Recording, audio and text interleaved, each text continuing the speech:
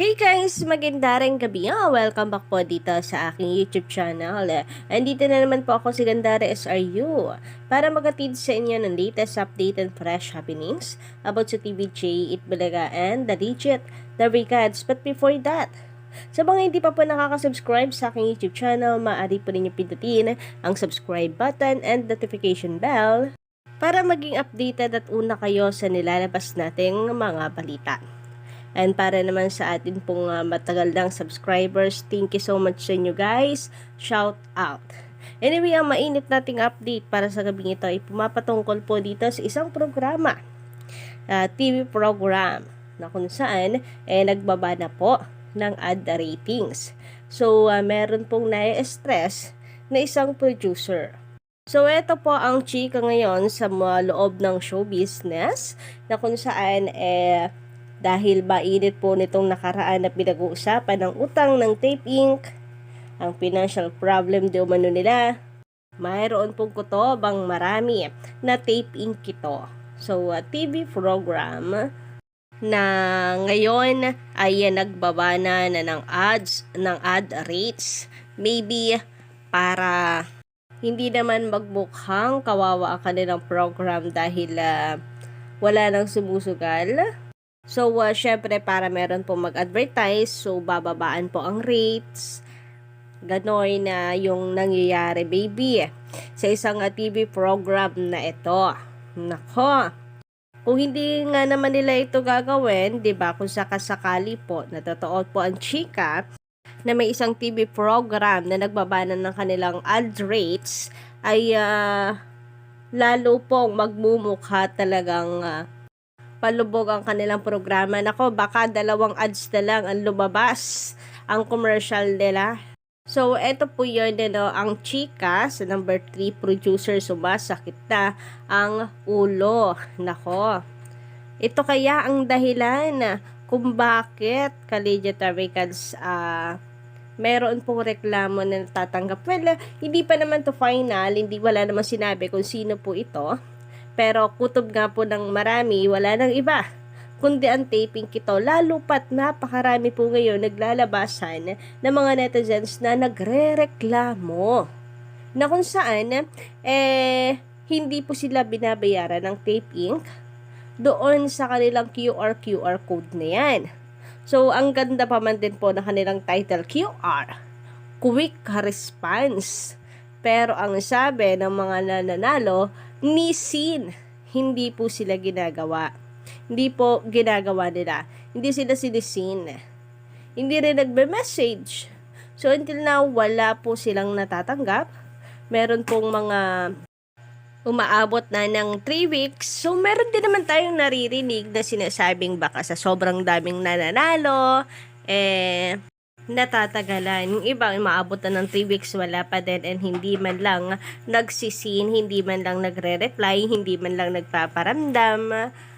So, kung ganon, na yun ang katwiran nila, edi palta na lang po nila yung kanilang title. Wag ng quick response. Diba?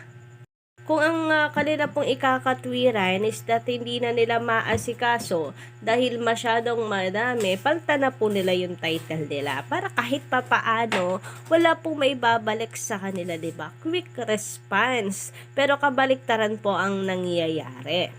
So, narito na nga po ang pangko-call out sa Tape Inc. Wag naman daw pong paasa. Ang dami pong umaasa, ang daming nagre-reklamo, bakit until na wala pa, bakit walang message, hindi sinisin, o kaya sinabi na bukas isisend na, pero wala pa rin. Nako, sila na lamang po ang gumagawa ng reasons para lalong hindi sila suportahan ng kanilang mga manonood, para lalong po silang iwan ng mga natitira nilang viewers. Anyway, so parang nagtutugma-tugma nga kung titingnan ninyo. Eto ang chika, merong TV program, merong isang producer na na-stress na, hindi na alam yung mukhang ramdam na rin yung paggalubog ng program. At syempre sila ang producer, so walang balik sa kanila. In short, lugi sila. So, kung taping nga ito, dahil yan po ang kutob ng marami, magsara na lang. Yun yung best solution. Magsara na lang. Baka mas malaki pa ang kanilang mai-save kung isusuko na lamang nila. Dahil kahit naman daw anong gawin nila, umabot man sila dyan ng 5 taon pang umeere, never naman nilang mapapanalo ang puso ng mga netizens. Hindi naman sila yung tipong nagsisimula lang. Sila po ay nagsisimula ng ayaw na agad sa kanila ng mga tao. Hate na hate sila, to be honest. So yung sinasabi nila noon, nahuhupa din yan, ngayon lamang yan, makakalimutan din yan ng mga tao, mukhang hindi po yun mangyayari. Kasi nakatatak sa puso't isip ng mga tao na inagaw nila ang titulong Itbulaga sa TVJ. Baka sa kakaintay nila na huhupa din yan, na mawawala lamang din yan, nag-iintay lang po pala sila sa wala. Ending sila yung mauubusan at masasairan lang ka-legit Tawikads dahil sa palabas lang sa palabas lang po ng pera. Hindi rin naman siguro biro yung kanilang ginagastos sa halos araw-araw sa kanilang programa, and kung ibababa pa nila yung kanilang ad rates tapos wala pang major sponsors, baka hindi kayanin or hindi yun maging sapat. Hindi maging sapat yung kanilang kinikita para sa kanilang expenses din. So mayroon pang nababalitang utang na hindi rin naman po biro yung laki ng halaga. Then, nakikipaglaban pa din sila sa korte. Hindi lang naman po laban sa TVJ, meron pang kaso sa DACAC. Then, yung dito sa sa balita kay Dominic and Bea, parang gagawa din sila ng legal action. So, parang ang mga balita lang po natin natatanggap dito sa Pamilya Halosos, puro palabas lang ng pera. Well, hindi lang rin naman ito ang kanilang source of income for sure, pero malaking bagay. Kasi para saan pa na nag-business ka kung sa palugi lang din naman? Kung hahayaan mo and gusto mo na malugi lang din naman. Anyway, bahala po sila sa buhay nila. Well, hindi pa naman sure kung sila po ang TV program na tinutukoy, kung sila po yung producer na tinutukoy dito na na-stress na. Pero since nakikita po ng taong bayan na yung kanilang ratings talagang sadsad, mababa at kulelat, hindi po mawawala sa isip ng mga tao na maaring ganito rin ang nararanasan ng tape-in.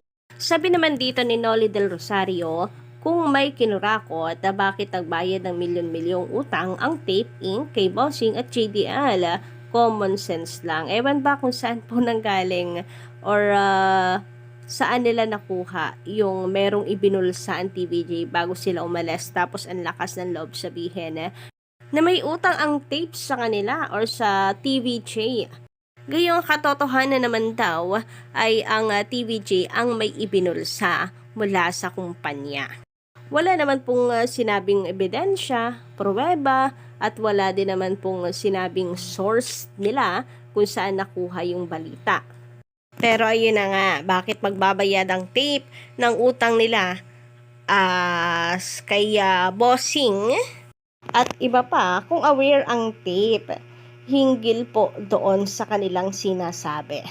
Anyway, sabi naman po dito sa komento ni Sir Roy Michano Mogol, magandang gabi, sadyang pinapamukha lang talaga nila sa mga tao na hindi talaga sila marunong mag-isip.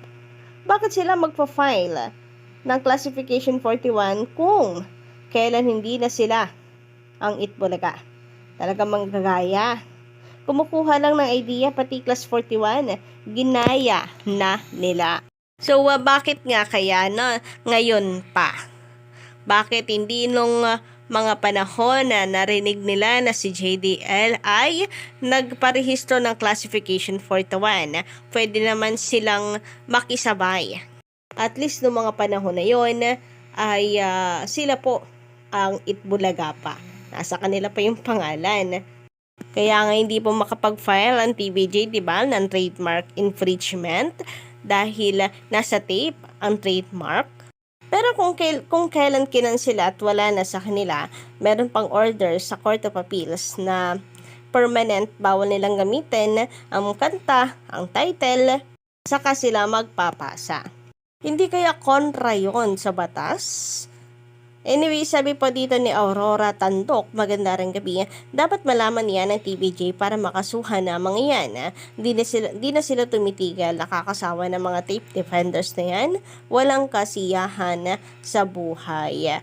Ako for sure kapag nalaman naman at nakarating ito sa TVJ, yung tungkol sa ibinulsa daw nila, kinurakot sa kumpanya ng tape, tatawa na lang, matatawa na lang ang TVJ. Saan ang galing yung balitang yun? Well, hindi naman siguro ibababa rin ng TVJ yung kanilang level para sa mga bashers na yan na wala pong magawa sa buhay. So, magandang isave yung energy para po sa ikakaganda na kanilang programa at pagpaplano. Papaano nila tatalunin ang Tape Inc. sa laban or sa kaso. Diba?